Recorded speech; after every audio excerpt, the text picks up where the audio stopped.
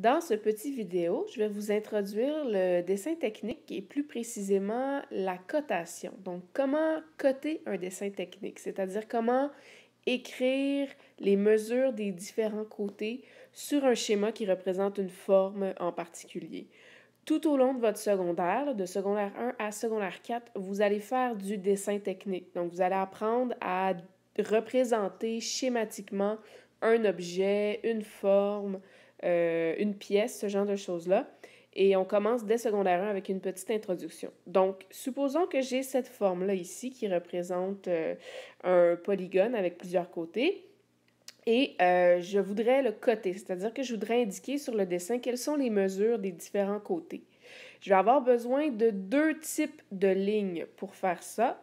On les appelle les lignes de cote et les lignes d'attache. Donc, si on regarde le dessin que j'ai ici, les lignes avec les flèches de chaque côté, donc cette ligne-là ici et cette ligne-là ici, on voit que c'est une ligne avec des flèches à chaque extrémité. Ça, c'est ce qu'on appelle des lignes de cote. Donc, c'est ces lignes-là, vous voyez, qui représentent les mesures de mes côtés. Donc, elles vont d'une extrémité à l'autre de chacun des côtés. Mais elles ont besoin d'être rattachées à quelque chose. Elles ne peuvent pas juste être dans le vide. Donc, on va les relier à des lignes droites comme ça ici, où il n'y a pas de flèche. Et ces lignes-là, on va les appeler des lignes d'attache. Pourquoi des lignes d'attache? Parce qu'elles servent un petit peu à attacher notre cote, à attacher les lignes de cote. Chaque ligne de cote est toujours accompagnée de deux lignes d'attache. Donc, chaque ligne de cote va être collée avec deux lignes d'attache qui vont être à son extrémité. Ça, c'est tout le temps comme ça. La cote, qu'est-ce que c'est? La cote, c'est tout simplement la mesure de mon côté. Par convention, la cote, elle est toujours en millimètres. Très important. La cote est toujours en millimètres et elle est toujours située au centre de la ligne de cote. Donc ça veut dire qu'elle va être au centre de la mesure de mon côté. Comme par exemple, si ce côté-ci, par exemple, mesurait 20 cm, mais à ce moment-là, la cote serait située au centre, elle serait située à 10 cm. C'est très important. Et aussi, autre chose très importante pour la cote, elle est placée au centre, elle est en millimètres et on n'écrit jamais les unités. Donc, on voit ici, c'est écrit 36. On assume que c'est 36 mm. On le sait par convention que c'est toujours en millimètres, donc ce n'est pas nécessaire de noter les unités à côté.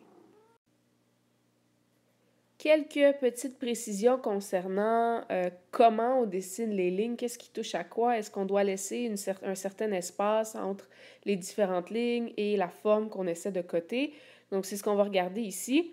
Tout d'abord, si je regarde ici dans mon premier schéma en haut, on voit que la ligne de cote, qui est encore une fois, je le répète, la ligne avec les deux extrémités en flèche ici, la ligne de cote, elle touche à chacune des lignes d'attache. Donc, il n'y a pas d'espace entre la ligne de cote et la ligne d'attache.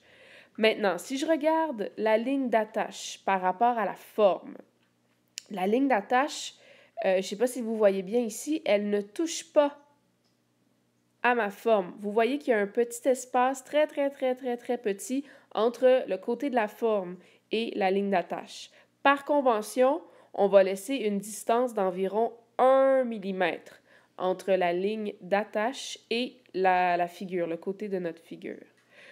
Autre chose aussi très importante, on fait la ligne d'attache, pas la ligne d'attache, pardon, la ligne de cote, on va la dessiner à environ 10 mm de notre figure. Donc, c'est ce qu'on peut observer ici. Donc, on laisse 1 mm entre la figure et le début de la ligne d'attache. Et après ça, on mesure 10 mm et on va aller placer notre ligne de cote avec les deux extrémités en flèche. Et finalement, autre information importante, on va laisser dépasser notre ligne d'attache d'environ 2 mm par rapport à la ligne de cote. Donc, si je regarde ça ici, on voit que la ligne de cote touche à la ligne d'attache et il y a la ligne d'attache continue 2 mm après l'extrémité de la flèche. Donc ça, c'est des mesures importantes que vous devez vous rappeler quand va venir le temps de coter un dessin. Donc, si je résume tout ça, supposons que j'essaie de coter mon côté vert, le côté qui est à l'horizontale. Je veux inscrire sa cote de ce côté-là. Donc, je vais commencer par prendre mon crayon et aller tracer mes lignes d'attache. Donc, je vous rappelle, les lignes d'attache, elles sont de part et d'autre du côté et on doit laisser un espace d'environ 1 mm. Donc, je prends ma règle et je mesure 1 mm et après ça, je viens mettre ma ligne d'attache. Évidemment, elle doit être tracée avec une règle. Moi, je n'ai pas accès à une règle ici, mais en temps normal, ça doit être une ligne droite. Donc, j'en ai fait une à droite, je vais en faire une à gauche. Et si je prenais ma règle, ben cet espace-là ici mesurerait 1 mm, pas plus. Même chose ici de l'autre côté, 1 mm, pas plus. Donc là, je viens de tracer mes lignes d'attache. Et ensuite, ce qui me reste à faire, c'est de tracer ma ligne de cote.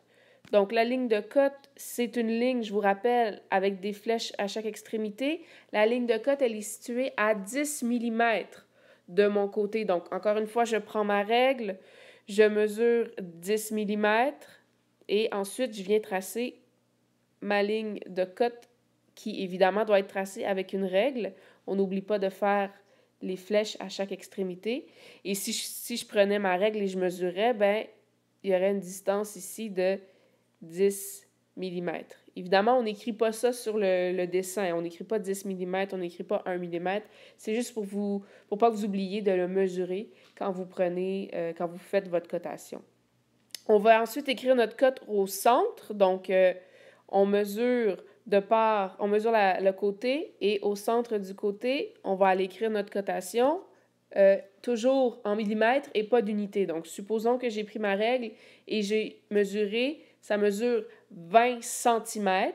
Je le mets en millimètres en faisant x 10. Donc, 20 cm x 10, ça me donne 200 mm. Et je viens de l'écrire au centre. 200. En ne mettant pas les unités, très important. Et finalement, il faut s'assurer que mes lignes d'attache, ici et ici, dépassent de 2 mm par rapport à ma ligne de cote. Et voilà, si c'est le cas, vous venez de faire la cotation du premier côté de votre schéma.